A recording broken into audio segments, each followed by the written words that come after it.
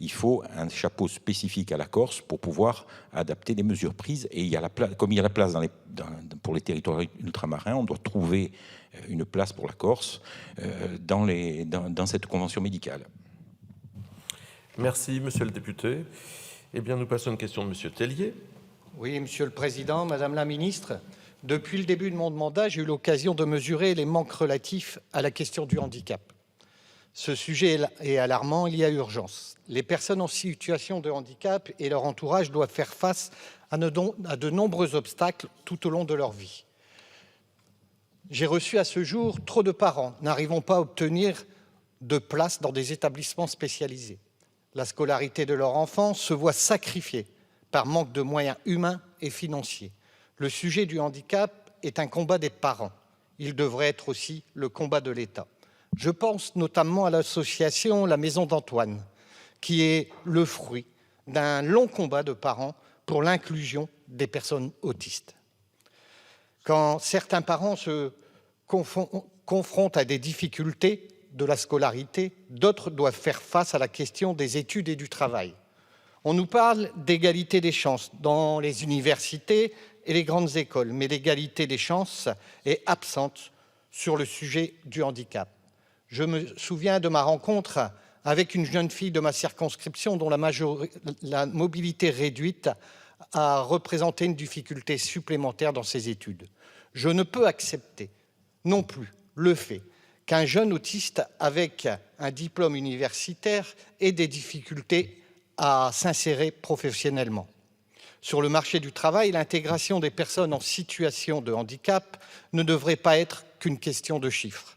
Ainsi, si tous les combats devaient être aussi complexes que celui de la déconjugalisation de la AH, je n'ose imaginer le temps qu'il faudra pour améliorer la situation.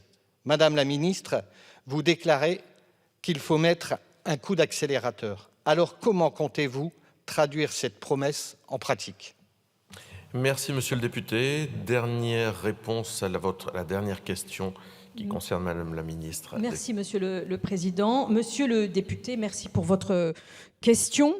La 6e conférence nationale du handicap d'avril 2023 a été l'occasion pour le Président de la République de présenter un plan d'action, un plan ambitieux pour les personnes en situation de handicap pour les prochaines années, porté par l'ensemble, je dis bien l'ensemble des ministères, parce que je me dois de travailler avec l'ensemble des ministres.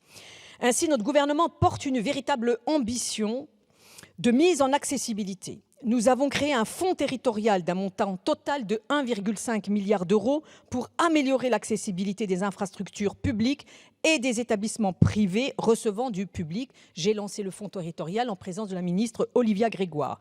Désormais, chaque ministère prend en compte les besoins spécifiques des personnes en situation de handicap dans la conception des politiques publiques. La réforme de France Travail ou encore le renforcement de l'école inclusive avec la mise en place de réponses de premier niveau par l'éducation nationale, comme la fourniture de matériel adapté, participent justement à cette ambition.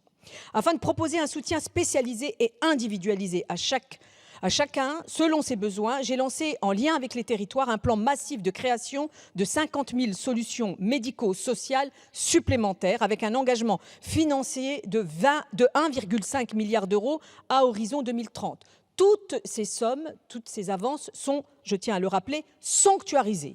Le président de la République s'est également engagé lors de la CNH à ce que les fauteuils roulants manuels et électriques soient pris en charge par l'assurance maladie et les complémentaires santé. Cette promesse sera bien sûr tenue. C'est un enjeu de justice sociale. Je tiens également à rappeler la mise en place de la déconjugalisation. Vous en avez parlé, monsieur le député, depuis le 1er octobre 2023. Je pourrais détailler d'autres mesures, comme celle de la nouvelle stratégie pour les troubles du neurodéveloppement lancée en novembre dernier, de la nouvelle stratégie dédiée aux aidants également, dont l'engagement mérite toute notre attention. Je pourrais également évoquer la création d'un service public de repérage des 0-6 ans, créé en loi de financement de la Sécurité sociale pour 2024, ou encore, et récemment, cet automne, l'alignement des droits des travailleurs d'ESAT sur ceux des salariés votés dans le projet de loi pour le plein emploi. Effectivement, nous avons beaucoup fait, et là où je vous rejoins, monsieur le député, c'est que nous avons encore beaucoup à faire.